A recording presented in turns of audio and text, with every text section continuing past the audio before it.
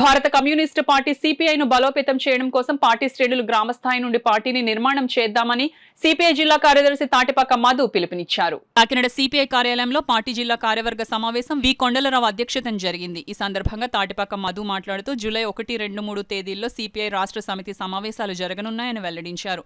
ఈ కార్యక్రమంలో సిపిఐ జిల్లా సహాయ కార్యదర్శులు కుండ్రపు రాంబాబు, రేఖా భాస్కర్రావు, జిల్లా కార్యవర్గ సభ్యులు కె జ్యోతిరాజు, పంతం నాగేశ్వరరావు, చింతలపూడి సునీత్, తోట లక్ష్మణ్, కె శ్రీనివాస్, ఆహ్వానితులు ప్రసాద్ తదితరులు పాల్గొన్నారు.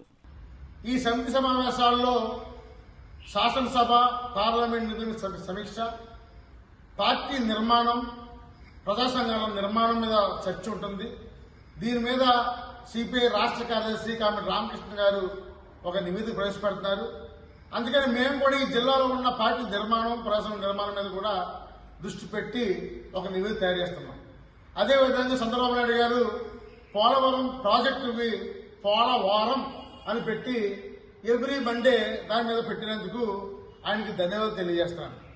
కానీ చంద్రబాబు నాయుడు గారు పోలవరం ప్రాజెక్టు ఎంత అవసరమో ఆ ప్రాజెక్టు కోసం త్యాగం చేసిన త్యాగ జీవులు నిర్వాసితులకి పునరావాసం కల్పించడం కూడా అంతే ముఖ్యం.